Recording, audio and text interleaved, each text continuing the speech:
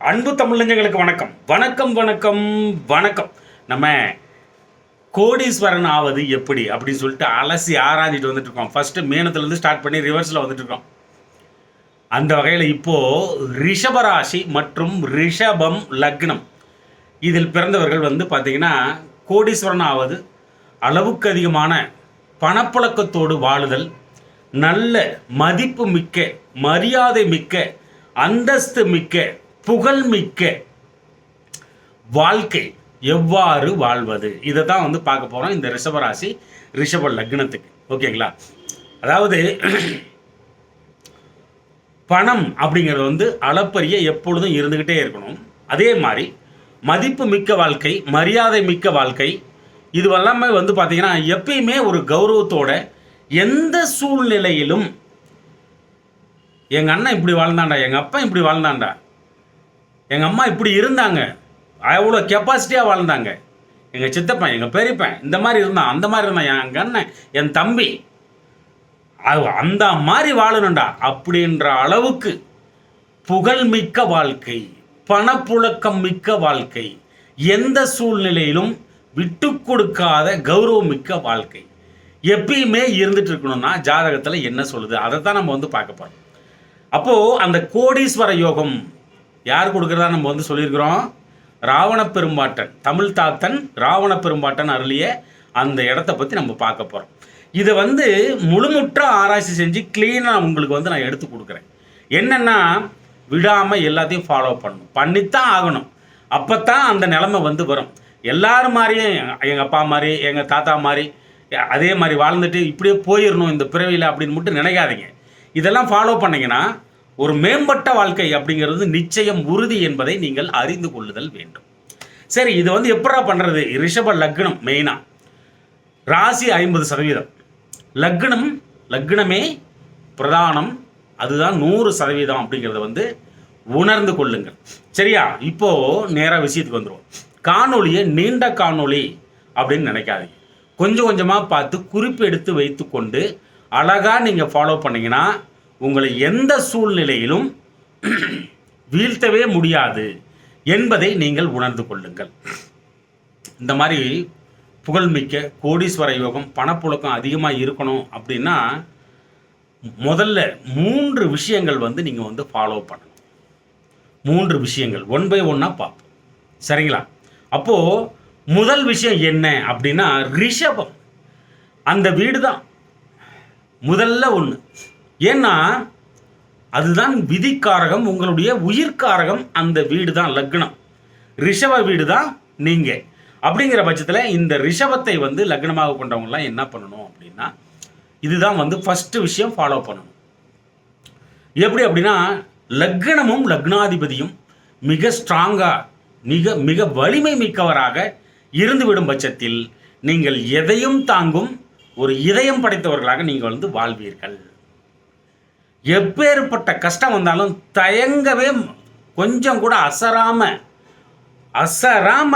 பிடிச்ச பிடிய உடும்பு பிடியாக பிடிச்சி வாழ தெரிஞ்சவங்களா அவங்க தான் மாறுவாங்க, அவங்க தான் இருப்பாங்க. லக்னம் என்னது? ரிஷபம். லக்னாதிபதி என்னது? ரிஷபத்துக்கு அதிபதி சுக்கிரன். இது ஸ்ட்ராங்காக இருந்துட்டா போதும். இதுதான் ஃபஸ்ட்டு விஷயம் நீங்கள் கடைப்பிடிக்கணும். ஸ்ட்ராங்காக இல்லைனாலும் இருந்தாலும், ஸ்ட்ராங்காக இல்லைன்னா அதை ஸ்ட்ராங் பண்ணிக்கலாம். இருந்தாலும் இல்லைனாலும் என்ன தசை நடக்குதோ அதுக்கு தகுந்த மாதிரி உங்களுடைய நிலைமை மாறும். அப்போ கூட நீங்கள் எல்லாத்தையுமே அனுபவிக்கணும், உங்களுக்கானது இந்த வாழ்க்கை அப்படின்னு எப்போ உணர்வீங்க அப்படின்னா லக்னமும் லக்னாதிபதியும் வலுவாக இருக்கும் பட்சத்தில் நீங்கள் உணர்வீர்கள், அனுபவிப்பீர்கள். எதையுமே ஒரு கொடுப்பனை வேணும், ஒரு கொடுப்பனையோடு இருக்காண்டா, எல்லாத்தையும் அனுபவிக்கிறான் அவன் அப்படின்ற மாதிரி அந்த கொடுப்பினை எங்கே இருக்குது அப்படின்னா லக்னம் லக்னாதிபதி ஸ்ட்ராங்காக இருந்தால் கிடைச்சோம்.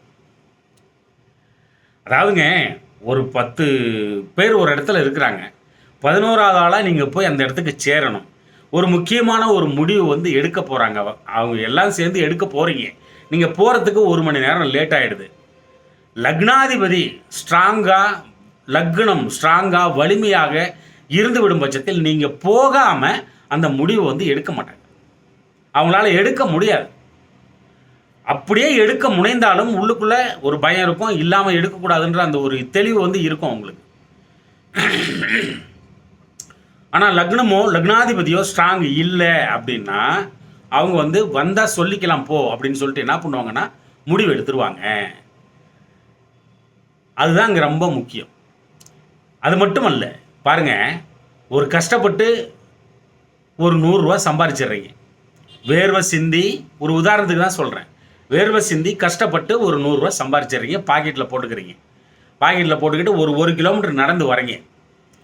எங்கள் அம்மா இதை கேட்டாங்க, எங்கள் அப்பா இதை கேட்டாங்க, என் பிள்ளை இதை கேட்டான், என்னுடைய மனைவி என்னோட கணவன் வந்து இதை கேட்டாங்க அப்படின்னு சொல்லிட்டு எல்லாத்தையுமே பண்ணுவீங்க. அது வீடு வந்து சேரும் பொழுது எல்லாருக்குமே கொடுப்பீங்க. உங்களுக்குன்னு ஏதாவது ஒன்று இருக்கா அப்படின்னா அதில் இருக்காது. ஏன்னா லக்னமும் லக்னாதிபதியும் ஸ்ட்ராங் இல்லை. அப்போ நீங்கள் உங்களுக்கு வந்து கொடுக்க வேண்டிய முக்கியத்துவம் வந்து நீங்களே கொடுக்க மாட்டீங்க. அப்புறம் அடுத்தவங்க கிட்ட எதிர்பார்க்க முடியுமா?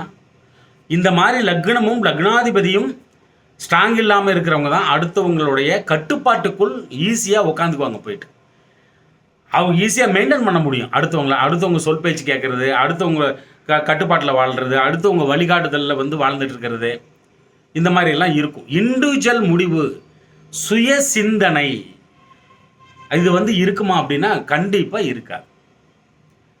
அது மட்டும் இல்லை, ரொம்ப மோசமாக இருந்துச்சுன்னு வச்சுக்கோ அந்த லக்னாதிபதி, இப்படி அந்த 100 ரூபாய்க்கு நீங்கள் எடுத்து இப்படி பார்க்கும் பொழுது டபக்குன்னு யாராவது ஒருத்தர் பிடிங்கிட்டு போயிடுவான்.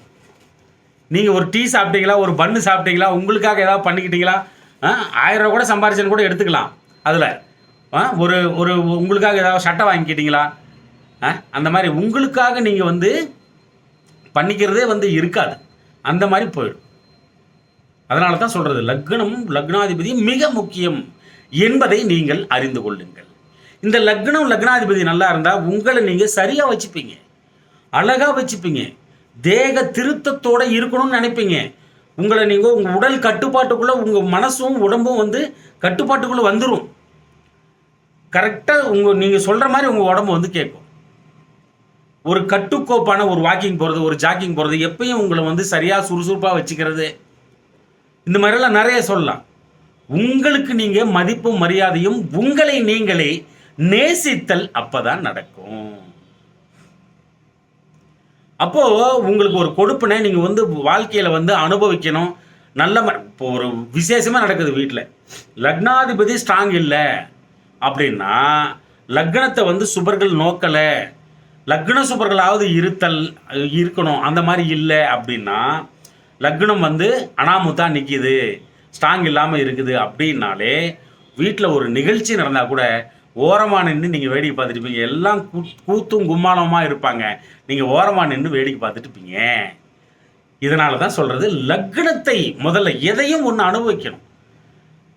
நீங்கள் எல்லாத்தையும் வந்து பார்த்தீங்கன்னா அனுபவித்து வாழணும். அந்த அளவுக்கு நீங்கள் இருக்கணும் அப்படின்னா லக்னமும் லக்னாதிபதியும் மிக வலுவாக இருத்தல் மிக மிக அவசியம் என்பதை உணர்ந்து கொள்ளுங்கள். அப்போது இந்த ரிஷப வீடு அப்படின்னா ரிஷப லக்னம் இல்லைங்களா நீங்கள்? அப்படிங்கிற பட்சத்தில் ரிஷபம் அப்படின்னாலே காளை மாடு. எப்படி ஸ்ட்ராங் பண்ணுறது அப்படின்னா, இப்படித்தான் ஸ்ட்ராங் பண்ணிக்கணும். இந்த உணர்வுகளை, இந்த கதிர்வீச்சுக்களை, இந்த வைப்ரேஷன்ஸை வந்து நம்மளே வந்து உருவாக்கிக்கணும். ரிஷபம் அப்படின்னாலே காளை மாடு அப்படின்னு உங்களுக்கு நல்லா தெரியும். மாடு அப்படிங்கிறது நல்லா தெரியும். மாட்டு தொழுவம் வச்சுருந்தீங்கன்னா கூட அது வந்து வேலை செய்யும். ரிஷப வீடு வந்து வேலை செய்யும். ஒரு மாட்டை வந்து நீங்கள் மெயின்டைன் பண்ணாலும் ரிஷப வீடு வந்து வேலை செய்யும். ஒரு மாடு பொம்மையை வாங்கி அடிக்கடி பார்வையில் படும்படி வைத்துக் கொள்ளுதல் அப்படிங்கிற பட்சத்துலையும் அந்த ரிஷப வீடு வந்து வேலை செய்யும். உங்களை ஸ்ட்ராங் பண்ணும். ஏன், எதுக்கு, எப்படி, ஏன் அப்படின்ற கேள்வியை கேட்க வைக்கும். பட்டறிவு வந்து வரும். அப்போதான் உங்களை நீங்கள் கேர் எடுத்துப்பீங்க. அது வந்து பார்த்தாலே அது வந்து ஒர்க் பண்ணும். இது வந்து காளை மாடு அப்படிங்கிறது உறுதி. அப்போ இந்த ரிஷப வீடு காலபுருஷ தத்துவத்திற்கு தெற்கு திசையில் இருக்குது.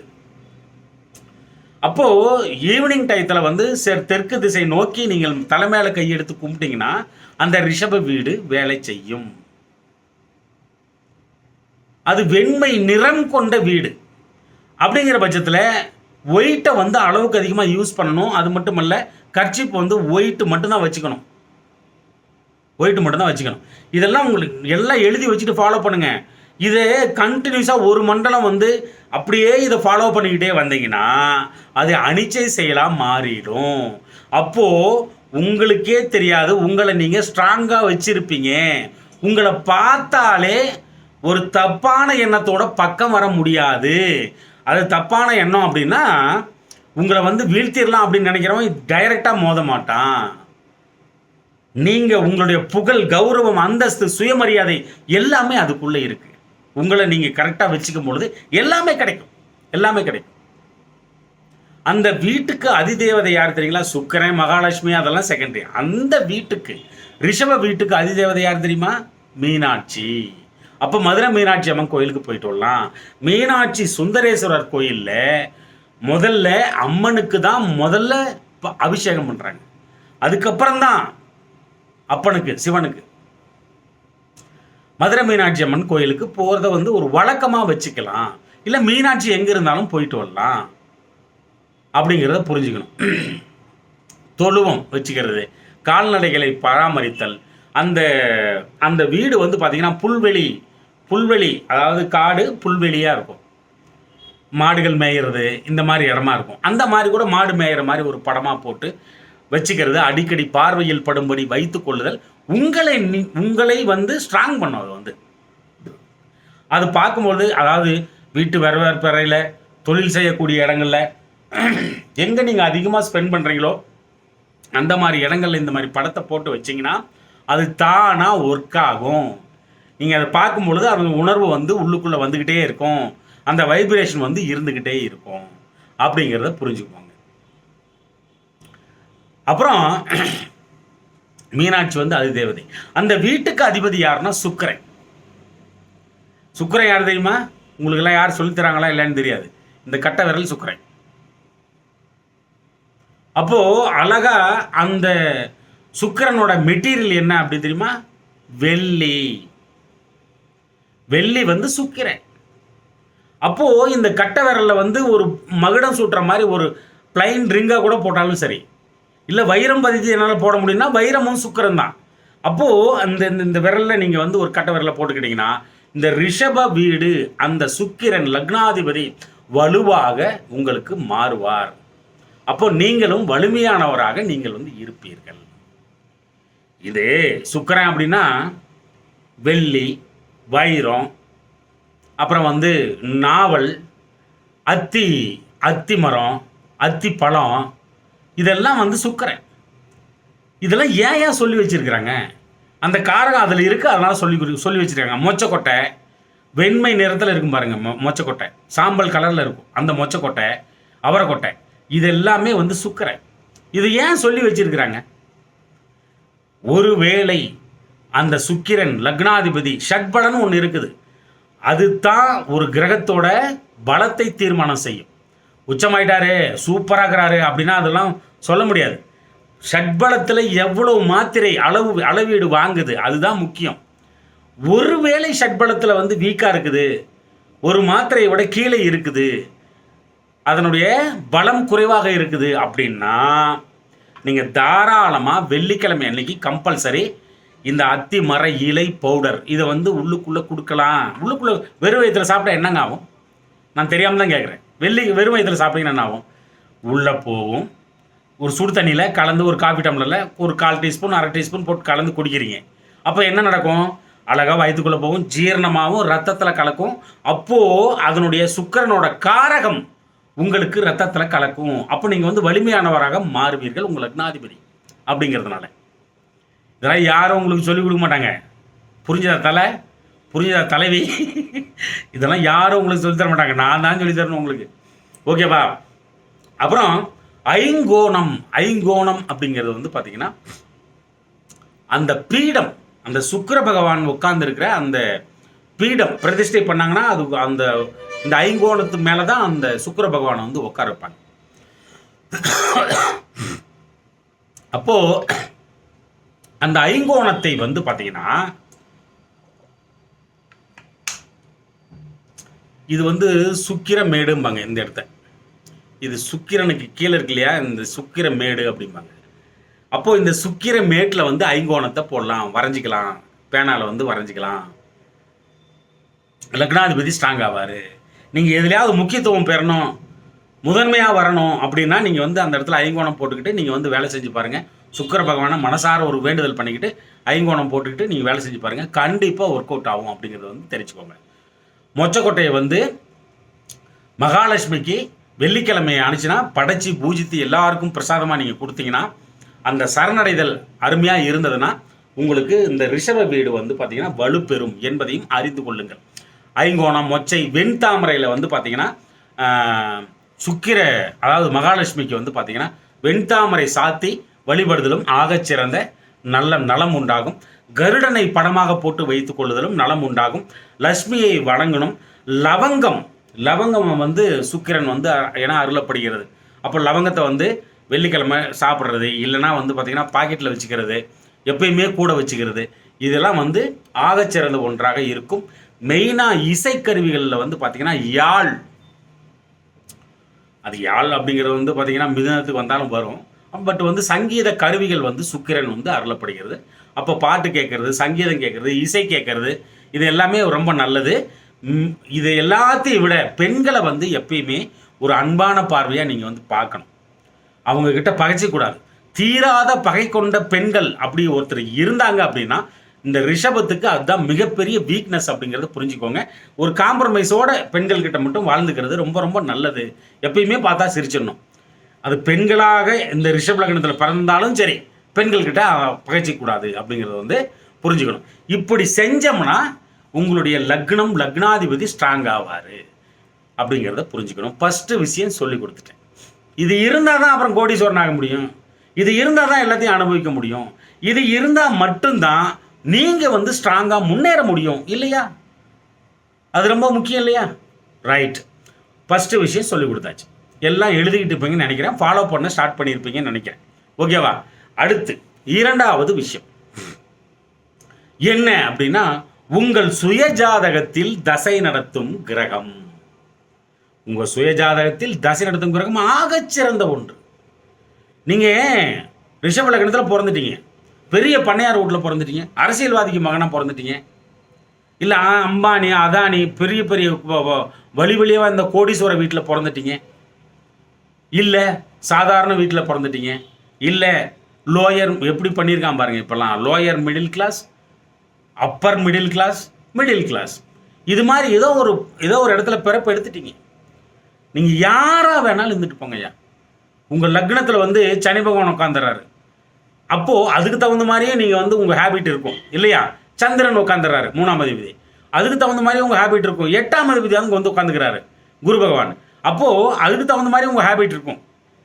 அப்போது நீ யாராக வேணாலும் இருந்துட்டு போ, அந்த ஹேபிட்டு எப்படிப்பட்ட ஹேபிட் வேணாலும் இருந்துட்டு போகுது. நீ அதாவது சீமான் சொல்லுவார் இல்லையா, நீ எந்த நாட்டு அதிபனாகவும் இரு, எந்த நாட்டு கொம்பனாகவும் இரு அப்படின்னு சொல்லுவார் இல்லையா? யார் வேணாலும் நீ இருந்துட்டு போ. ஆனால் தசை நடத்தும் கிரகத்திடம்தான் உங்களுடைய பாவ புண்ணிய கணக்குகள் ஒப்படைக்கப்படும். அவர் தான் உங்களை வழி நடத்துவார். உச்சந்தலை முதற்கொண்டு உள்ளங்கால் வரை ஊடுருவி எந்த கிரகம் தசை நடத்துகிறதோ அந்த கிரகம் உச்சந்தலையில் இருந்து உள்ளங்கால் வரை உங்களுக்கு ஊடுருவி உங்களை அதன் பாதையில் சரியாக இழுத்துச் செல்லும். அதில் உங்களுடைய கர்மாவும் வேலை செய்யும். மேலும் உங்களுடைய பாவ புண்ணிய கணக்கு அந்த கிரகத்திடம் ஒப்படைக்கப்படும். அதனால தான் பாருங்க, எப்படி இருந்தால் அவன் திடீர்னு ஏன் இந்த மாதிரி ஆயிட்டான், இதெல்லாம் சொல்லுவாங்க, எல்லாமே சொல்லுவாங்க. இதெல்லாம் நடக்கும் வாழ்க்கையில். அதுக்கு காரணம் தசை நடத்தும் கிரகம் தான் உங்களை வழி நடத்தும் என்பதை அறிந்து கொள்ளுங்கள். புலிப்பாணி அவ்வளோ அழகாக தெளிவாக எழுதி தள்ளி விட்டு போயிருக்கிறார். தசை நடத்துகிற கிரகத்துக்கு ஒரு கிரகத்துக்கும் என்ன பரிகாரம் அப்படிங்கிறத அள்ளி தெளித்து விட்டு சென்றிருக்கிறார். ஓகே, அந்த கிரகம் நல்லா புரிஞ்சுக்கணும். அந்த கிரகம் தசை நடத்தும் கிரகம் நல்ல விதமாக சுபத்துவமாக நன்மையை அருளக்கூடிய நிலையில் இருந்து தசை நடத்தும் பட்சத்தில் பாருங்க, அந்த கிரகம் தான் என்ன பண்ணும் அப்படின்னா, நீங்க இன்னைக்கு என்ன கலர் சட்டை போடணும், எவ்வளவு தூரம் பிரயாணம் பண்ணணும், யார் யாரையெல்லாம் இன்னைக்கு பார்க்கணும், யார் கூடனா சண்டை வருமா? போன காரியம் வெற்றி அடையுமா? வீடு இன்னைக்கு நிம்மதியை கொடுக்குமா? வெளியில் போன காரியம் வெற்றியோட திரும்புவீங்களா? என்ன சாப்பிடணும்? ஆறி போனதை சாப்பிடுவியா? நேற்று சமைச்சதை சாப்பிடுவியா? பட்டினியாக இருப்பியா? சூடாக சாப்பிடுவியா? அறுசுவை உணவோட சாப்பிடுவியா? இது எல்லாத்தையுமே அந்த கிரகம் தான் வந்து முடிவு பண்ணும், முடிவு செய்யும். அது தான் ஜோதிடம். ஓகேவா? அந்த கிரகம் தான் முடிவு பண்ணும். அந்த கிரகம் இன்னைக்கு பணம் வருமா? வந்தால் எவ்வளோ வரும்? 100 ரூபா மட்டும்தான் வருமா? இன்னைக்கு 1000 ரூபாய், 10,000, 10 லட்சம், 10 கோடி, இந்த வேரியேஷன் கூட அங்கே தான் இருக்கு. அதுதான் முடிவு பண்ணும். அப்போ அது நன்மையானதாக யோகமானதாக இருந்து விடும் பட்சத்தில் ஆகச்சிறந்த நன்மைகள் உங்களை வந்தடையும்.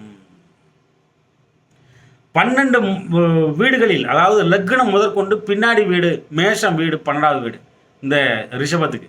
அப்போ லக்னம் முதற்கொண்டு 12 வீட்டில் எங்க வேணாலும் உட்காந்துருக்கட்டும், சுபத்துவமாக அமைந்து விடும் பட்சத்தில் அந்த எந்த இடத்துல உட்கார்ந்துருக்கோ அந்த வீட்டின் தன்மைக்கு ஏற்ப அந்த வீட்டின் அந்த அந்த வீட்டோட தன்மை, மேலும் அந்த பாவத்தின் தன்மைக்கு ஏற்ப அழகான அருமையான நன்மையான விஷயங்களை கொடுத்துவிடும்.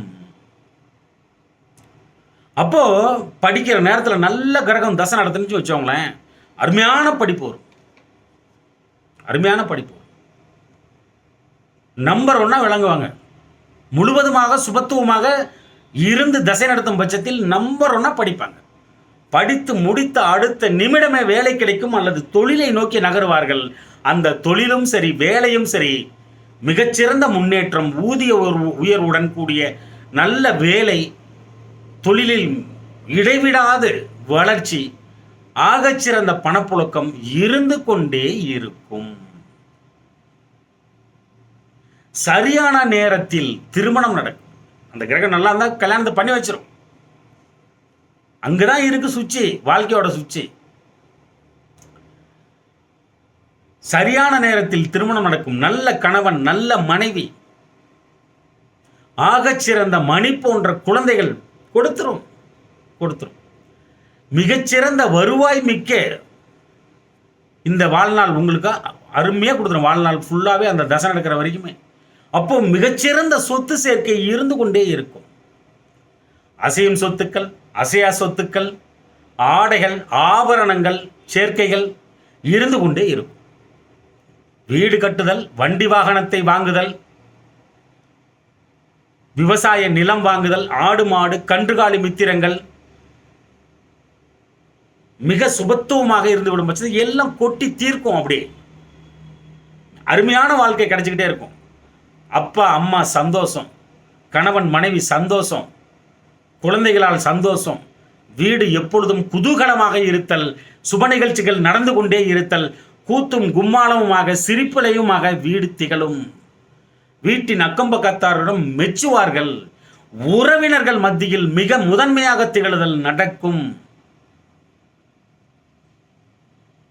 ஆகச்சிறந்த புகழ்மிக்க, கௌரவம் மிக்க, அந்தஸ்து மிக்க வாழ்க்கையை கொடுத்துவிடும். அவங்க தான் ஒரு கட்டத்தில் நினைப்பாங்க, நான் எதை தொட்டாலும் அப்படியே சக்ஸஸ் தான் அப்படின்ற மாதிரி பதிஞ்சிரும் மனசுக்குள்ள. நான் ஸ்கெட்ச் போட்டனா தப்பாது. ஏன்னா காரிய தடைகளே இருக்காது. அங்கே காரிய தடைகளே இருக்காது. நல்ல கிரகம் தசை நடத்துனா எல்லாத்தையும் ஒரு லெவலுக்கு மீறி பணத்தை கொடுத்துருச்சுன்னா எல்லாத்தையும் சமாளிக்க கற்றுட்டு இருப்பீங்க. அந்த பணம் முக்கால்வாசி பிரச்சனையை சால்வ் பண்ணிடும். அவ்வளோ பெரிய விஷயங்கள் இதில் வந்து நடந்துடும். அதே கிரகம் பாவப்பட்டு, பங்கப்பட்டு, கொடியவர்களின் பார்வை பெற்று, பகை வீட்டில் அமர்ந்து சொல்ல ஒண்ணா பாவத்துவத்துடன் தசை நடத்தும் பட்சத்தில் சொல்ல ஒண்ணா துன்பங்களே வந்தடையும். முழுவதுமாக பாவப்பட்டு தசை நடத்தும் பட்சத்தில் ஏண்டா பிறந்தோம் அப்படின்ற அளவுக்கு வந்து கஷ்டப்படுத்தும். சிறைக்கு செல்வதற்கு நிகரான துன்பத்தை கொடுக்கும். ஒரு தசா காலம் நல்லா பண்ணிட்டு போயிருக்கோம், செஞ்சிட்டு போயிருக்கோம். நல்லா பெயர் புகழ் அந்தஸ்து கௌரவம் அளப்பரிய பணங்கள் பணப்புழக்கம் நல்லா பண்ணிட்டு போயிருக்கோம். அடுத்து வர தசா காலம் அன்எக்ஸ்பெக்டடாக பாவத்துவத்துடன் தசை நடத்தும் பட்சத்தில் அது இறக்கி விடவே பார்க்கும். அந்த ஸ்டேட்டஸ், அந்த உயரத்திலிருந்து கீழே தள்ளவே பார்க்கும். முதல்ல அந்த தசா காலம் ஸ்டார்ட் ஆன உடனே என்ன நடக்கும் அப்படின்னா இறக்கி விடும். அப்போது இந்த தசா காலத்தில் சம்பாரித்து வச்சுருப்பீங்களே, பெயர் புகழ் வரைக்குமே சொல்கிறேன், பணம் புழக்கம் வரைக்குமே சொல்கிறேன், இந்த தசா காலத்தில் தூக்கி தூக்கி போடுவீங்க. அது இறக்கி விட்டுக்கிட்டே இருக்கும். அப்போது மனசுக்குள்ளே வரும், இது மாதிரி நான் 2000 பார்த்தவன்டா அப்படின்ற மாதிரியும் வரும். அப்போது அந்த இருமாப்பு வேறு இருக்கு இல்லையா, அப்போ தூக்கி தூக்கி போட்டுக்கிட்டே இருப்பீங்க. அது ஒரு கட்டத்தில் போய் லாக் ஆகும். இந்த பக்கம் திரும்ப முடியாது, அந்த பக்கம் திரும்ப முடியாத ஒரு சூழ்நிலையை வந்து உருவாக்கும். அப்போ தான் ஒரு திங்கிங் வந்து வரும். நம்ம யாருக்கும் எந்த துரோகமும் செய்யலை. நம்மளால் ஏகப்பட்ட பேருக்கு வாழ்க்கை வந்து கொடுத்துருக்குறோம். நிறைய பேர் வாழ்ந்துருக்குறாங்க, நம்மளால் பொழைச்சிருக்கிறாங்க. இப்போ அத்தனை பேரும் பக்கம் இல்லை. எது நடந்தாலும் நடக்க மாட்டேங்குது. ஏன் ஒரு மாதிரி எல்லாமே வந்து கீழேயே போயிட்டுருக்குறோம்? அந்த திங்கிங்கு அப்போ தான் வரும். எல்லாமே எதிரியாக மாறிட்டாளுங்க, ஏன் இந்த மாதிரி நம்மளுக்கு மட்டும் நடக்குது அப்படின்ற அந்த தாட்டு வரும் பொழுது தான் அப்போ தான் அந்த யோசனை வரும். போய் ஜாதகத்தை தூக்குவாங்க. சரியா? அதனால தான் சொல்கிறது, தசை நடத்தும் கிரகம் ஆகச்சிறந்த ஒன்று. முதல்லையே ஃபஸ்ட்டு விஷயம் ஒன்று சொன்னால், ரெண்டாவது விஷயம் சொல்லி கொடுத்துருக்குறேன். ஃபஸ்ட்டு விஷயம் பண்ணணுமா அதையும் பண்ணணும், ரெண்டாவது விஷயம் பண்ணணுமா அதையும் சத்தியமாக பண்ணணும், மூணாவது விஷயம் பண்ணணுமா சத்தியமாக செய்யணும். அப்போ தான் அந்த கோடீஸ்வரன் லெவல் வந்து அந்த லெவலுக்கு வந்து வரவே முடியும். அப்போ தான் வர முடியும். அப்போது தசை நடத்தும் கிரகம் எவ்வளவு பெரிய முக்கியம் அப்படிங்கிறத வந்து புரிஞ்சுக்கோங்க. அதன் அதிதேவதையை நீங்கள் வணங்குதல் வேண்டும். சப்போஸ் இப்போ சூரிய தசை நடக்குது, ஞாயிற்றுக்கிழமையாச்சும் நான் சிவனை வணங்கிடணும். அந்த சூரியனோட காரகங்கள்லாம் கையில் எடுக்கணும், சுபத்துவப்படுத்தணும். நீ வந்து தொலைச்ச இடத்துல தான் தொலைவணும். அங்கே வெளிச்சமாக இருக்குதுன்னு போகக்கூடாது. நீ சாட்சிக்காரங்கிட்ட போனாலும் உனக்கு பலிதமாகாது. சண்டைக்காரங்கிட்ட தான் நிற்கணும் சமாதானத்துக்கு. அவங்ககிட்ட தான் பேச்சுவார்த்தை நடத்தணும். அப்போ அங்கே தான் இருக்குது சூட்சமாக, விடக்கூடாது. அப்போது சூரிய தசை நடக்குது அப்படின்னா கம்பல்சரி சிவனை வணங்கணும், சரணடைஞ்சிடணும். என்னடா என்னை இப்படி தொந்தரவு பண்ணுறானே அப்படின்ற அளவுக்கு அவருக்கு தெரியணும். அந்த அளவுக்கு வாழ்ந்தாதான் முடியும். சூரிய தசை நடக்குது, ஞாயிற்றுக்கிழமை ஆச்சுன்னா சிவனை வணங்கணும். சந்திர தசை நடக்குது, திங்கக்கிழமை ஆச்சுன்னா பார்வதி அம்மனை வணங்கியே தீரணும். செவ்வாய் தசை நடக்குது, கம்பல்சரி செவ்வாய்க்கிழமை தோறும் முருகப்பெரும்பாட்டனை கெட்டியாக பிடிச்சிக்கணும். ராகு தசை நடக்குது, பத்ரகாளி அம்மன் வழிபாட்டை செய்யணும். சனிக்கிழமை அன்னைக்கு 9:10 ராகு காலம் ஆகச்சிறந்த காலம். அதில் வந்து பத்ரகாளி வழிபாட்டை செய்யணும். குரு தசை நடக்குது, வியாழக்கிழமை ஆச்சுன்னா தட்சிணாமூர்த்தி முன்னாடி போய் மண்டி போட்டுறணும். அப்போ தான் ஜெயிக்கவே முடியும். சனி தசை நடக்குது, சனிக்கிழமை ஆச்சுன்னா சனி பகவானுக்கு எள்ளெண்ணெயில் தீபம் போட்டு சரணடையணும். நெல்லை கண்ணன் ஐயா சொல்லுவார், எந்த கிரகம் தசை நடக்குது, சுக்கர தசையில் அருமையாக சம்பாரிச்சிருவான், சுக்கர தசை அள்ளி தெளிச்சு விடும், இந்த ஜோசிக்காரெல்லாம் போய் புழுகுறானுங்க, அது வல்ல, கொடுப்பவன் எவன் அப்படின்னா சனி பகவான் மட்டும்தான் அப்படிம்பார். அவர் ஜோசியம் படிச்சிருக்கார் நெல்லை கண்ணன் ஐயா. கொடுப்பது யார், எந்த கிரகம் தசை நடத்தினா கிடைக்கும் அப்படின்னா சனி தசை நடந்துச்சுன்னா கிடைக்கும் அவனுக்கு அப்படிம்பார். ஏன்னா அவன்தான் கர்ணனுக்கு அண்ணன், சூரியனின் மகன், கர்ண பரம்பரையை சார்ந்தவர். சூரியனாலே கர்ணம், கருணை, ஆகச்சிறந்த கருணை அவர் தான். அப்போ கர்ண பரம்பரையை சார்ந்தவர். அவங்க தம்பிக்கு பேரும் கர்ணன் தான். கருணை அப்படின்னாலே சூரியன் மட்டும்தான் முதன்மையானவர். அவரால் தான் எல்லாரும் வாழ்ந்துட்டு இருக்கிறோம். அவரால் தான் எல்லா கிரகமும் ஒளி பெற்று நம்மளுக்கு வந்து வழங்குது, கதிர்வீச்சா வழங்குது. அவர் இல்லைன்னா ஒன்றுமே இல்லை, இல்லைன்னா பௌர்ணமி ஏது இல்லையே. அதனால் சனி தசை அவ்வளோ பெரிய முக்கியம். கொடுப்பவன் யார் அப்படின்னா அவர் ஒரே ஒருத்தர் தான் சொல்கிறாரு, சனி பகவானை மட்டும்தான் சொல்கிறாரு, சனி தசையில் கொடுக்குன்றார். அதனால் சொன்னேன் இதை. சனி முடியும். புதன் தசை நடக்குது, புதன்கிழமை ஆச்சுன்னா பெருமாளை பார்த்துடணும். அண்டர்ஸ்டாண்ட் பண்ணிக்கோங்க நல்லா. அவர் முகத்தில் தான் முழிக்கணும். அப்போ தான் வந்து அந்த தசா காலத்தில் ஜெயிக்க முடியும். கேது தசை நடக்குது, செவ்வாய்க்கிழமை ஆச்சுன்னா 2 காதையும் போட்டு இழுத்து பிடிச்சிட்டு தோப்புக்காரனை போட்டுடணும். போட்டால் தான் ஜெயிக்க முடியும். சுக்கிரதசை நடக்குது, வெள்ளிக்கிழமையாச்சும் நான் மகாலட்சுமி வழிபாட்டை செஞ்சே தீரணும். அப்பதான் ஜெயிக்க முடியும் அப்படிங்கிறது வந்து உணர்ந்து கொள்ளுங்கள். சரியா? அப்போ இந்த தசை நடத்தும் கிரகத்தை வந்து அனுசரிக்கிறது வந்து 2வது விஷயமா நம்ம வந்து சொல்லியிருக்கிறோம். ரைட்டா? இப்போ லக்னம், லக்னாதிபதி உங்களை சரி பண்ணிக்கிட்டீங்க. தசை நடத்தும் கிரகத்தின் அதிதேவதையை நீங்கள் வணங்கி ஒரு நன்மையான விஷயத்தையும் வந்து ஏற்படுத்திக்கிட்டீங்க. அதுக்கப்புறம் வரது தான் பெரிய ட்விஸ்ட். ஜாதகத்திலே பார்த்தீங்கன்னா மிக உயரிய இடம் அப்படின்னா 11ஆம் இடம். இந்த 11ஆம் இடம் எப்படிப்பட்டது அப்படின்னா அளப்பரிய பணம். அந்த இடம் அளப்பரிய பணம். ஒரு வீடு இருக்குது, அந்த வீட்டில் சென்டரில் இந்த பக்கம் ஒரு அடி, 4 பக்கமும் ஒரு அடி விட்டுட்டு மீது எல்லாமே பணத்தை வச்சு 500 ரூபா கட்டு வச்சு அடிக்க, இந்த 2000 ரூபா கட்டு அடிக்க வச்சு ஃபுல்லாக, 2000 ரூபா கட்டு செல்லாது, 500 ரூபா கட்டு வச்சு ஃபுல்லாக அடிக்கி ரொப்பி வச்சுக்கிட்டு பூட்டி வச்சிடுறது 11ஆம் இடம். அது வந்து ஓகேவா? அப்போது அந்த 11ஆம் இடம் எப்படிப்பட்ட இடம்? அவ்வளோ பெரிய பணத்தை வச்சிருக்குது. அது பணத்தை வச்சிருக்கு. பணத்தை மட்டும்தான் வச்சிருக்கா? அப்படி கிடையாது. உங்களுக்கு ஒரு நோய் வந்து நிவர்த்தி ஆகணும், உங்களுக்கு ஒரு உடம்பு வந்து நல்லா போகணும் அப்படின்னாலும் 11ஆம் இடம் தான்.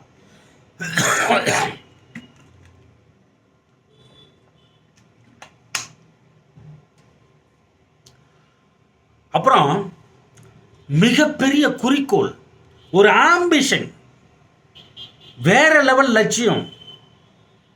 நான் இதுக்காக போறான்ற, எங்க பரம்பரையிலேயே எவனும் என்னைய மாதிரி செய்யல அப்படின்ற அளவுக்கு ஒரு மிகப்பெரிய குறிக்கோளை எடுத்து பயணத்தை நோக்கி, அந்த குறிக்கோளை நோக்கிய பயணம் அப்படிங்கிறது வந்து அந்த 11ஆம் இடம். உங்களுடைய ஆசைகள், உங்களுடைய தேவைகள் எல்லாமே 11ஆம் இடம். உங்களுடைய புகழ், கௌரவம், அந்தஸ்து 11ஆம் இடம். 11. மிகப்பெரிய, அதாவது 1 ஏக்கர் 2 ஏக்கர் 5 ஏக்கர் அப்படின்னா 50 ஏக்கர் 500 ஏக்கர்னா அந்த 11ஆம் இடம். மிகப்பெரிய சொத்துக்கள், தோட்டம், துறவுகள் எல்லாமே அந்த 11ஆம் இடம். அளவுக்கு அதிகமான சொத்து 11ஆம் இடம். அப்போ எவ்வளோ பெரிய சொத்து, எவ்வளோ பெரிய பணம் அது அப்படிங்கிறத வந்து நம்ம புரிஞ்சுக்கணும். நம்மளுடைய புகழ், கௌரவம், அந்தஸ்து அதுக்குள்ளே இருக்கு. நம்மளுக்கு தலைமை தாங்கும் தகுதி, அந்த அறிவு, அந்த கெப்பாசிட்டி எங்க இருக்கு அப்படின்னா அந்த 11ஆம் இடத்துல தான் இருக்கு. அந்த 11ஆம் இடம் அவ்வளவு பெரிய இடம். உங்களுடைய ஆசைகள், குறிக்கோள்கள், லட்சியங்கள் ஆகச்சிறந்த ஒன்று அந்த 11ஆம் இடம். நம்ம ராவண பெருமாட்டன் என்ன பண்ணாரு அப்படின்னா பாருங்க, அந்த 11ஆம் இடத்தை வந்து எவ்வளோ பெரிய முக்கியத்துவம் கொடுக்குறாரு பாருங்க. ராவண பெருமாட்டன் வந்து அவர் வந்து நார்மலாகவே வந்து கலைப்பத்தில் தலை சிறந்தவன், திசை 8லும் புகழ் பெற்றவன். இதுதான் வந்து அவரு. அவன் என்ன பண்ணிட்டான், தலை 10ன்ட்டான், 10 தலை ராவணன் அப்படின்ட்டான். அது வல்ல. நம்ம அண்ணன் கேட்பாரு, அந்த மாதிரி தான் கேட்கணும். ஏன்னா நீயும் உங்கள் அம்மாலும் தான் பிரசவம் பார்த்தீங்களாடா அப்படின்னு தான் கேட்கணும். 10 தலைன்ட்டான், அதெல்லாம் இல்லை அவருக்கு. கலைப்பத்தில் தலை சிறந்தவர், திசை 8லும் புகழ் மிக்கவர் அப்படின்ட்டு தான் அர்த்தம். அந்த கலை 10ன்னு சொல்றாங்க பார்த்தீங்களா, அந்த கலை 10 தான் போர்க்கலை முதற்கொண்டு, சிற்பக்கலை முதற்கொண்டு, இசைக்கலை முதற்கொண்டு எல்லாமே அதுக்குள்ள இருக்கு. ஜோதிட கலையும் ஒன்று அவருக்கு. ஜோதிட கலையும் கைவந்த கலை அவருக்கு. கைவந்த கலையில் மட்டுமல்ல, 9 கிரகத்தையும் உள்ளங்கையில் அடக்கி வைத்திருந்தார் என்று அருளப்படுகிறது. ராவண பெரும்பாட்டன் உள்ளங்கையில் வச்சிருந்தாரு, சொன்ன பேச்சு கேட்கிற அளவுக்கு வச்சிருந்தாரு எல்லா கிரகத்தையும் அப்படின்றாரு. தன்னுடைய கண் அசைவுக்கு அது வந்து சரியான முறையில் கேட்கும். இப்படி கண் அசைச்சா அதுக்கு கட்டுப்படும் கிரகங்கள் எல்லாமே அப்படின்ற அளவுக்கு இருந்தது. ஜோதிடம் அவ்வளோ வல்லமை வாய்ந்தவராக இருந்தார் ஜோதிடத்தில். 8 9 கிரகத்தையும் ஒவ்வொரு படிகளாக்கி, அந்த படிகள் அந்த கிரகத்தோட முதுகலை தான் ஏறி போய் தன்னுடைய சிங்க சிம்மாசனத்தில் அமர்ந்தார் என்று அருளப்படுகிறது. அவருக்கு ஈஸ்வர பட்டமும் உண்டுங்க. ராவண ஈஸ்வரன். அவன் எப்படி தப்பு செய்வான்? ஏதோ ஒன்று கதை அடிக்கிறது, எவனோ வந்தவன் போனவங்களாம் எழுதி வச்சுட்டு போயிட்டான், நம்மளுக்குள்ள புதிட்டான். கோயில் முதற்கொண்டு மொத்தத்தையும் நம்ம இந்த கலாச்சாரத்தை ஃபுல்லாக அழித்து ஒழித்து அவங்களுக்கு தகுந்த மாதிரி மாற்றி எவனோ ஒருத்தன் பிழைக்கிறதுக்காக எல்லாத்தையும் பண்ணிட்டான். ஒரே ஒரு இடம் இருந்தது அந்த ஸ்ரீலங்காவில் அந்த ஒரு நூலகம் ஒன்று, அதையும் கொண்டு போட்டு எரிச்சிட்டாங்க. மொத்த ட்ரூப்ஸுமே இல்லை, இப்போ சுத்தமாகவே இல்லை. தமிழன் எல்லாமே வானவியல் சாஸ்திரத்தில் மிகச்சிறந்து விளங்கியவன் தமிழன் மட்டும்தான். அவன் கண்டுபிடிச்சி தான் எல்லாமே அப்படிங்கிறத வந்து உணர்ந்து கொள்ளுங்கள், சரியா? அப்போது அத்தனை விஷயத்தை வந்து அவர் வந்து ஜோதிடத்தில் அவ்வளோ வந்து வல்லமை வாய்ந்தவராக இருந்தார் என்று அருளப்படுகிறது. அப்போது அந்த நேரத்தில் இந்திரஜித் பிறக்கிறார். யாருக்கு? ராவணனுக்கு. அந்த குழந்தை பிறக்கும் நேரம் வந்து அவர் வந்து ஒரு கணக்கு வந்து போட்டு ஒரு ஜாதகத்தை வந்து கணக்கு பண்ணி ஒரு கணிக்கிறார். இந்த நேரத்தில் வந்து குழந்தை பிறக்கணும் அப்படின்னு வந்து கணிக்கிறார். அப்போது ஒரு லக்னத்தை ஃபிக்ஸ் பண்ணுறார். ஒரு லக்னத்தை ஃபிக்ஸ் பண்ணி அதனுடைய 11ஆம் இடத்தில் அத்தனை கிரகங்களையும் போட்டு அடைக்கிறார். அந்த 11வது கட்டத்தில் போட்டு அடைக்கிறார். போய் எல்லாம் அங்கே உட்காருங்க, என் பையன் பிறக்க போகிறான், இந்திரஜித் பிறக்க போகிறான் அப்படின்னு சொல்லிட்டு சொல்லிடுறாரு. எல்லா கிரகமும் போய் இவரோட பேச்சுக்கு கட்டுப்பட்டு அந்த 11ஆம் இடத்தில் போய் உட்காந்துருச்சு. எல்லாம் உட்காந்துருச்சு. ராகுவோ கேதுவோ அந்த 11ஆம் இடத்திற்கு 7ஆம் இடத்தில் இருந்திருப்பாங்க. அப்போது 8 கிரகங்கள் போய் அடைஞ்சிருக்கு. ராகு கேதுவே இவர் கண்டுபிடிச்சது தான் அப்படின்றாங்க. அதுக்கு முன்னாடியெல்லாம் 7 கிரகங்கள் தான் அப்படின்னு வந்து அருளப்படுகிறது. அப்போ ராகு கேது 8 9 கிரகங்கள் வந்து எப்படி வந்துச்சுன்னா ராவணன் கண்டுபிடிச்சி தான் அப்படின்னு வந்து அருளப்படுகிறது. அதனால் அந்த குழந்தை பிறக்கிற நேரம் கரெக்டாக எல்லாத்தையும் ஒரு கட்டம் போட்டு அழகாக ஒரு கணிப்பு பண்ணி போய் உட்கார வச்சிடறார். 11ஆம் இடத்துல உட்கார வச்சிடறார். அப்போது அந்த நேரத்தில் இந்த கட்டை அடிச்சுட்டு வருவார்ல, டக்கு டக்குன்னு கட்டை அடிச்சுட்டு பாட்டு பாடுவார்ல, வீணையை வச்சுட்டு வருவார்ல நாரதர், அவர் வருவார்ல. அவர் வந்து ஏயா இப்படி ஒருத்தன் கட்டுப்பாட்டிலே நீங்கள்லாம் வாழ்கிறீங்க, இந்த 11ஆம் இடத்துல எல்லாம் வந்து உட்காந்துக்கிட்டீங்க, அந்த இந்திரஜித்தின் பேரை வச்சு ஒரு குழந்தை வந்து பிறக்க போகுது, இப்படியெல்லாம் நீங்கள் பண்ணி இந்த மாதிரி ஒரு குழந்தை பிறந்தா இந்த நாட்டுக்கு நல்லதா பாரு அப்படின்னு சொல்லிட்டு, நாட்டுக்கு நல்லதா, அவனை வீழ்த்த முடியுமா, அழியாத ஆத்மாவாக அவன் மாறிடுவானே, எப்படி நீங்கள் வந்து ஒத்துக்கிறீங்க, நீங்களாம் சரியில்லை அப்படின்னா இதை வந்து சொல்ல சொல்ல சொல்ல எந்த கிரகமும் கேட்க மாட்டேங்குதான். எந்த கிரகமும் கேட்க மாட்டேங்குதான். எந்த கிரகமும் கேட்க மாட்டேங்குது. அப்போது சனி பகவான்கிட்ட போய் சொல்கிறார் இப்படியெல்லாம் இருந்தால் நல்லதா அப்படின்னா, அவர் வந்து யோசிக்கிறார். ஏன் அப்படின்னா அவர் வந்து உலக நீதிமான், நியாயம் தர்மத்துக்கு கட்டுப்பட்டவர். இந்த வக்கீல்லாம் கருப்பு கோட்டு போடுவாங்களே, நீ வந்து கருப்பு கோட்டு தான் போடணும் ஏன்னா சனி பகவான் கருப்பு அப்படின்னு சொன்னாங்களா? அதெல்லாம் இல்லை, தானாக அமைஞ்சது தான் எல்லாமே. அப்போது ஆகச்சிறந்த நீதிமான், கருணைவாதி, அவர் வந்து நியாய தர்மத்துக்கு கட்டுப்பட்டவர். அப்போ வந்து என்ன பண்ணுறாருன்னா அவர் வந்து கேட்கவும் இந்த கட்டை அடிக்கிறவர் போயிட்டு அவர்கிட்ட குழந்தை பிறக்கும்போது 11ஆம் இடத்துல நிற்கிற இல்லையா, அப்போது 12ஆம் இடத்துல கால் வச்சிரு அப்படின்னு வந்து சொல்கிறாரு. அவர் வந்து அமைதியாக இருக்கிறாரு, செய்வாரா இல்லையாங்கிறது தெரியல.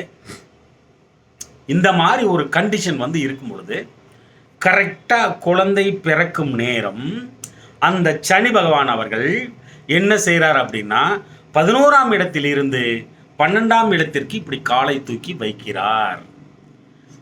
அதை வந்து ராவண பெரும்பாட்டன் கவனிக்கிறார். என்ன நான் சொன்ன பேச்சு விட்டு மீறுறையே, எப்படி இது அப்படின்னு சொல்லிட்டு பெரும் கோபம் கொள்கிறார். அந்த பெரும் கோபம் கொண்டு தன்னுடைய வாளை உருவி அந்த 12ஆம் இடத்தில் வைத்த காலை ஒரே வெட்டாக வெட்டுகிறார். அப்படி வெட்டும் பொழுதுதான் அந்த 12ஆம் இடத்திற்கு 7ஆம் இடத்தில் அந்த கால் துண்டு, வெட்டுப்பட்ட கால் துண்டு வந்து விழுந்தது அப்படின்னு வந்து அருளுகிறார். அந்த வெட்டுப்பட்ட கால் துண்டு தான் மாந்தி என்று அருளப்படுகிறது. அந்த மாதிரி கால் வெட்டுப்பட்டதால் அவர் சனி பகவான் முடவனாகிறார். அதைத்தான் நொண்டி என்று அருளுகிறார்கள். அப்படி அது வந்து நொன்றி என்று அருளப்படும் பொழுது ஸ்லோவாக எல்லா வேலையும் செய்வார், நிதானமாக நடப்பார். சனி பகவான் ஸ்லோ அப்படின்னு அப்படி இல்லை, அவர் எங்கேயோ லாஸ்ட் கிரகம் அதுதான். அப்போ அவ்வளோ தூரத்தில் இருந்தால் அப்போது ஆகத்தான் செய்யும். ஒரு ராசியை கிடக்கிறதுக்கு 2.5 வருஷம் ஆகத்தான் செய்யும். அதுக்கு ஒரு காரணம் சொல்லி இப்படியெல்லாம் சொல்லி வச்சிருக்கிறாங்க. ஆனால் கதை வந்து இதுதான், ராவண பெரும்பாட்டனால தான் அந்த முடவனாக்கப்படுகிறார் என்று அருளப்படுகிறது. அது எப்பேற்பட்ட இடமா இருந்தால் அந்த 11ஆம் இடத்தை தேர்ந்தெடுப்பார்.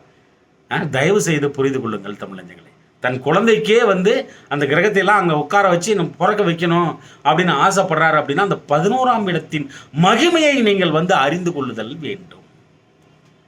அப்போ அந்த 11ஆம் இடத்தை நீங்கள் வலுப்பெற அந்த 11ஆம் இடத்து அதிபதி எப்பயாவது தசை நடத்துவார், புத்தி நடத்துவார், அந்தர் நடத்துவார், பிரணவம் சூட்சமம் ஏதோ ஒன்று வந்துக்கிட்டே தான் இருக்கும். அப்போ அதை சுபத்துவப்படுத்தி நம்ம வந்து கிளீனாக அதை வந்து பிரார்த்தனை பண்ணி சரணடைஞ்சி சரியான முறையில் நம்ம வந்து வச்சுக்கிட்டோம்னா நீங்கள் உங்களுடைய வாழ்க்கை தரம் உயரும், பணப்பற்றாக்குறை இருக்காது,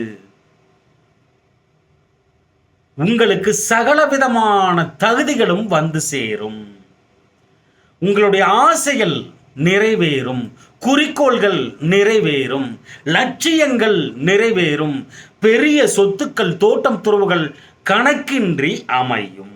அப்பேற்பட்ட இடம் தான் அந்த 11ஆம் இடம். ஷட்பலத்தில் வீக் ஆகிட்டார்ப்பா, அப்போ அவனுக்கு எதுவுமே கிடைக்காது. 11ஆம் அதிபதி ஷட்பலத்தில் வீக் ஆகிட்டார், அப்போ அவருக்கு வந்து கிடைக்காது. ஆசை நிறைவேறுமானா நிறைவேறாது, அதான் வந்து உண்மை. அப்போது அந்த 11ஆம் இடத்து அதிபதியை கையில் எடுக்கிறோம், அந்த 11ஆம் இடத்தை கையில் எடுக்கிறோம், அது கையில் எடுத்து அதனுடைய தானியங்கள் அல்லது சமித்துக்களை வந்து நம்ம வந்து என்ன பண்ணுறோம், உள்ளுக்குள்ளே கொடுக்குறோம். அப்போ அதனுடைய காரகம் விருத்தியாகுமா ஆகாதா?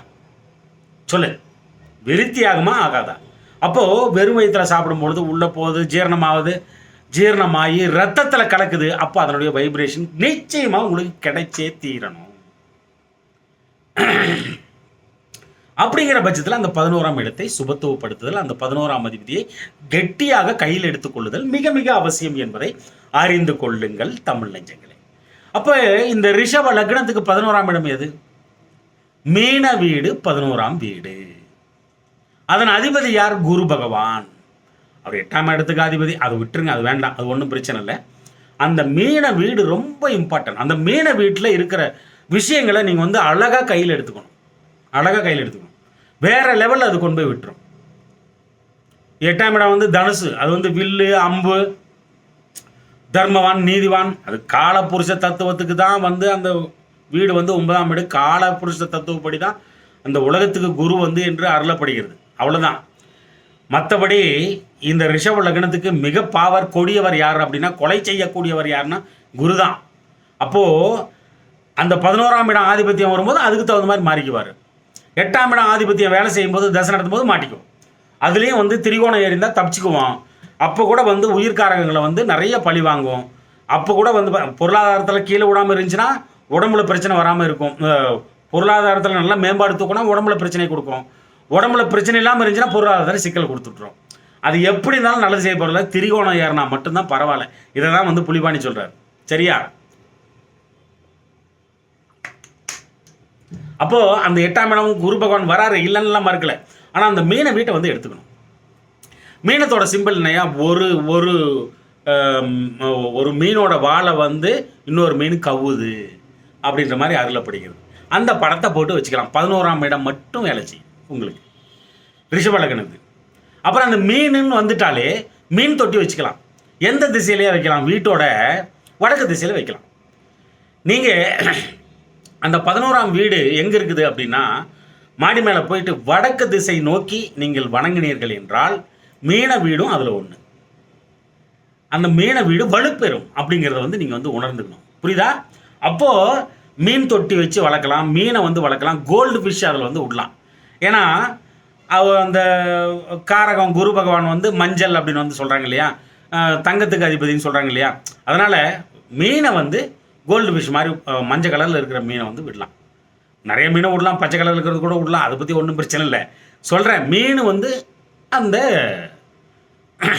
சமுத்திரத்தில் மீன் இருக்கு இல்லையா, அதனால் அந்த மீனை வீடு மீன் வந்து வளர்க்கலாம். அந்த மாதிரி வந்து வச்சுக்கலாம், வடக்கு திசையில் வந்து வைக்கலாம். அது மட்டும் இல்லை, ஏகப்பட்ட விஷயம் இருக்குது. இந்த சமுத்திரம் அப்படின்னாலே உங்களுக்கு வந்து பார்த்தீங்கன்னா அந்த 11ஆம் இந்த மீன வீடு வந்து மிகப்பெரிய சமுத்திரம், கடல், மிகப்பெரிய கடல் வந்து இந்த மீன வீடு. அப்போது அந்த கடலில் விளையிற சகல விதமான பொருட்களுமே வந்து பார்த்திங்கன்னா அந்த காரகத்தை உள்ளடக்கி இருக்கும். அது என்னென்னவோ இருக்குது. சங்கு இருக்குது, கடலில் விளையிறது. முத்து இருக்குது, கடல் விளையிறது. முத்து வந்து சந்திரனோட காரகம்னு சொல்லுவாங்க, ஆனாலும் மீன வீடு வந்து வேலை செய்யும். சரியா? அப்போது சங்கு, முத்து, இந்த மீனுங்க, அப்புறம் வந்து பார்த்திங்கன்னா கடலில் விளையக்கூடிய சகல விதமான விஷயங்களும் நீங்கள் ஏதாவது ஒன்று வாங்கி வச்சுக்கிட்டீங்கனாலோ இல்லை கழுத்தில் மாட்டுற மாதிரி ஏதாவது போட்டுக்கிட்டாலோ வந்து பார்த்தீங்கன்னா அந்த 11ஆம் இடம் வேலை செய்யும், நிச்சயமாக வேலை செய்யும். அப்புறம் அந்த வீட்டுக்கு வடக்கு திசை பக்கம் வந்து பார்த்தீங்கன்னா தண்ணி தொட்டியை வந்து வச்சுக்கிறது, சுயமாக ஒன்று கட்டி இப்படி வெளியில் வரும்போது வடக்கு திசை பக்கம் அந்த தண்ணியை பார்த்துட்டு வர்றது, எப்பயும் ஃபுல்லாக இருக்கிற மாதிரி பார்த்துக்கிறது, இதெல்லாம் அந்த மீன வீடு வந்து நல்லா வேலை செய்யும். மஞ்சள் கலர் சட்டை போட்டுக்கிறது, மஞ்சள் கலர் கர்ச்சிப்பு வச்சுக்கிறது, இதெல்லாமே பண்ணலாம். மஞ்சள் கொஞ்சோண்டு உடச்சி கூட மஞ்சளை வந்து பாக்கெட்டில் வந்து வச்சுக்கிறது, இது எல்லாமே மீன வீடு. அந்த மீன வீட்டுக்கு குரு பகவான் வேலை செய்வார். குரு பகவானும் இருக்கணும் இல்லையா, அதனுடைய அதிபதி இல்லையா, அவரு தானே கொடுப்பாரு. அப்போது அதையும் வந்து எடுத்துக்கணும். அன்னவாகன தேவி அந்த வீட்டுக்கு அதிபதி, அன்னவாகன தேவி. கொண்டக்கடலை அந்த குரு பகவான். அப்போது கொண்டக்கடலையை வந்து சாப்பிட்லாம் வியாழக்கிழமை ஆச்சுன்னா. இல்லை சுண்டல் பண்ணி அந்த குரு பகவானுக்கு தட்சிணாமூர்த்திக்கு, சிவனாலயத்தில் உள்ள தட்சிணாமூர்த்திக்கு படைச்சு பூஜித்து எல்லாருக்குமே பிரசாதமாக கொடுக்கலாம். செவ்வகம் வந்து பார்த்திங்கன்னா அந்த அந்த அந்த குரு பகவான் வந்து அமரக்கூடிய அந்த பிரதிஷ்டை பண்ணக்கூடிய அந்த மேடை இருக்கு இல்லைங்களா, அந்த மேடையில் வந்து செவ்வக வடிவாக தான் இருக்கும் அதுக்கு. அப்போது இது வந்து குரு, எது இந்த விரல் வந்து குரு பகவான். அப்போ இதுக்கு கீழே இந்த இடம் வந்து பார்த்திங்கன்னா குரு மேடு. அப்போ அந்த இடத்துல செவ்வகமாக போட்டுக்கிறது, பெரிய லாபம் வரணும்னா அது வந்து அடிக்கடி போட்டுக்கலாம். உங்களோட ஆசைகள் நிறைவேறணும்னா இதை போட்டுக்கிட்டு போகலாம். நடந்தே தீரும், கவலைப்படாதீங்க. இதெல்லாம் ஃபாலோ பண்ணுங்கள். ஒரு இதில் வந்து தங்க மோதிரம், இது குரு பகவான் இல்லையா, அப்போ அதுக்கு ஒரு மோதிரம் போட்டு அதை வந்து என்ன பண்ணுறீங்க, கௌரவப்படுத்துறீங்க இந்த விரலை. அப்போது அது ஒரு மதிப்பு மரியாதை. அப்போ 11ஆம் இடம் வேலை செய்யணும். அன்னவாகன தேவி அந்த வீட்டுக்கு அதிபதி. அது மட்டுமல்ல, குரு பகவான் அதனுடைய வியாழக்கிழமை தோறும் வணங்குதல், அதுவும் வந்து நல்லது செய்யும். வடக்கு திசை நோக்கி கையெடுத்து வணங்குதல், அதுவும் வந்து நல்லது நடக்கும். அப்புறம் வந்து பார்த்திங்கன்னா கடல், எங்கேயாவது டூர் போனீங்கன்னா கடல், குளம், இந்த நீர்நிலைகள் இருக்கிற இடத்துல வந்து போகிறது ரொம்ப ரொம்ப நல்லது. அப்புறம் தங்கத்தை வந்து இந்த விரலில் வந்து மாட்டிக்கலாம். அது மட்டுமல்ல, கொண்டக்கடலை வந்து வியாழக்கிழமை அன்னைக்கு வெறும் வயிற்றில் சாப்பிட்றது, அதையும் பண்ணலாம். முல்லை மலரால் தட்சிணாமூர்த்தியை அபிஷேகம் செய்தல், அர்ச்சனை செய்தல், மாலையாக கட்டி போடுறது ரொம்ப நல்லது. இனிப்பு, மஞ்சள் கலர் இனிப்பு வந்து அடிக்கடி வாங்கி எல்லாருக்கும் தானமாக கொடுக்குறது, நீங்கள் சாப்பிட்றது, இதை பண்ணிங்கன்னா அந்த 11ஆம் இடமும் வேலை செய்யும் அப்படிங்கிறத புரிந்து கொள்ளுதல் வேண்டும். மஞ்சள் புஷ்பராகம் கல் வந்து பதித்த மோதிரத்தை இதில் வந்து போட்டுக்கலாம். அப்புறம் வந்து பார்த்திங்கன்னா அரச மரம் குரு பகவான், வியாழக்கிழமை ஆச்சுன்னா அரச மர இலை பவுடர், இது வந்து ஒரு 1/4 டீஸ்பூன் எடுத்து தண்ணியில் கலந்து, நல்லா சுடு தண்ணியில் கலந்து ஒரு சின்ன காஃபி டம்ளரில் போட்டு தண்ணியில் கலந்து வெறும் வயிற்றில் குடிச்சிங்கன்னா இந்த குரு பகவான் கொஞ்சம் கொஞ்சமாக வலுப்பெறுவார் என்பதை அறிந்து கொள்ளுங்கள். அப்புறம் வந்து பார்த்திங்கன்னா யானை படம் போட்ட வந்து வச்சுக்கலாம், யானை படம் போட்டு வச்சுக்கலாம், அல்லது யானை பொம்மையை வாங்கி வச்சுக்கலாம். தொழில் செய்கிற இடத்துல, வீட்டு வரவேற்பறையில் அடிக்கடி பார்வையில் படும்படி வைத்து கொள்ளலாம். அது மட்டுமல்ல, அன்னப்பறவை வந்து பார்த்திங்கன்னா அந்த காரகமாக வரும், அதுக்கு வந்து உணவளித்தல், அதை வந்து வளர்த்தல் ஆகச்சிறந்த ஒன்று. பிரம்மா அந்த வீட்டுக்கும் அந்த சம்மந்தப்படுறார், அதிதேவதை அப்படின்ற அளவுக்கு வராரு. அப்போ பிரம்மாவை வணங்குதலும் ஆகச்சிறந்த நன்மை நிச்சயமாக கிடைக்கும் என்பதை புரிந்து கொள்ளுதல் வேண்டும். 3வது விஷயமும் நான் வந்து சொல்லி கொடுத்துட்டேன். இதில் இருக்கிற சூட்சமத்தை நல்லா புரிஞ்சுக்கோங்க. இந்த 3 விஷயத்தையும் கடைபிடிச்சாகணும்னா சத்தியமாக கடைபிடிக்கணும். ஏதாவது ஒன்று வீக்காக விட்டிங்கன்னா கூட இறக்கி விட்டுரும். இது 3மே நல்லா இருக்கிறவன் தாங்க மேலே இருக்கிறான், அதுதான் வந்து உண்மை. லக்னம், லக்னாதிபதி, தசை நடத்தும் கிரகம் அதிர்ஷ்டகரமாக நன்மையை செய்யும் மாதிரி அமைந்து கொள்ளுதல், 11ஆம் இடம் வலுப்பெறுதல். பரல் கணிதத்தில் ஒருத்தனுக்கு அந்த பரல் வந்து 11ஆம் இடம் அதிகமாக வாங்கிடுச்சுன்னா அவனை வீழ்த்தவே முடியாது. அவன் தான் இண்டிவிஜுவல் டிசிஷன் வந்து எடுப்பான், எப்பயுமே அப்படிதான். பரல் கணிதத்தில் தான் கண்டுபிடிக்க முடியும் அந்த வீடு எந்த அளவுக்கு வலுப்பெற்று இருக்கு அப்படின்னு சொல்லிட்டு. அந்த குரு பகவானும் ஷட்பலத்தில் வீக் ஆகக்கூடாது, வீக்காக இருந்தால் அது வந்து அதுவும் வந்து வேலை செய்யும். அதனால் இந்த 3 விஷயங்களில் சொல்லியிருக்கக்கூடிய சகல விதமான விஷயங்களும் நல்ல அறிவோடு சிந்திச்சு நல்ல அணிச்சை செய்யலாம். கூட ஒரு 2, 3 இந்த மாதிரி வச்சுக்கிட்டு அழகாக அது அந்த சிந்தனையிலிருந்து மாறாமல் உங்களுடைய வேலையை பார்த்துக்கிட்டே இருந்தீங்கன்னா வெற்றி நிச்சயம் என்பதை அறிந்து கொள்ளுங்கள். எந்த ஒரு பரிகாரமும் 48 நாட்கள், ஒரு மண்டலம் என்பது அந்த ஒரு 48 நாட்கள், அந்த 48 நாட்கள் இதை வந்து சரியான முறையில் யூஸ் பண்ணிட்டீங்க அப்படின்னா அதுக்கப்புறம் அனிச்சை செயலாக மாறிடும். நீங்கள் வெற்றி பெறுவதோடு மட்டுமல்லாமல் வெற்றியை தக்க வைத்துக் கொள்ளவும் இதை பயன்படுத்தி தான் ஆக வேண்டும். நீ ஓடு, ஜெயிச்சிரு, ஜெயிச்சிட்டியா அதுக்கப்புறமா இன்னும் வேகமாக ஓடு அப்படின்ற மாதிரி தான். அப்போ தான் எங்கள் அண்ணன் இப்படி இருந்தான், எங்கள் அப்பா இப்படி இருந்தான், எங்கள் அம்மா இவ்வளோ ஒர்க் பண்ணாங்க, இந்த அளவுக்கு கெப்பாசிட்டியோடு இருந்தாங்க, எங்கள் சித்தப்பன், எங்கள் பெரியப்பன், என் தம்பி, எங்கள் அண்ணன், எங்கள் அக்கா இப்படி வாழ்ந்தாங்கடா அவங்க அப்படின்னு பெருமையாக சொல்லிக்கிற அளவுக்கு நீங்கள் இந்த பிறவியை அழகாக தரமிக்க வாழ்க்கையாக மிக பெரும் பணக்காரனாக நீங்கள் வாழ்ந்து முடிப்பீர்கள். அன்பு தமிழ் நெஞ்சங்களே, இந்த கருத்துக்களை நன்றாக மனதிற்குள் உள்வாங்கி வாழ்க்கையில் கடைபிடித்து மேன்மேலும் முன்னேறி பல்லாண்டு வாழ்கவன எனது தமிழ் பெரும்பாட்டன் முருகனை நானும் வேண்டிக் கொள்கிறேன். நன்றி அன்பு தமிழ் நெஞ்சங்களே, நன்றி.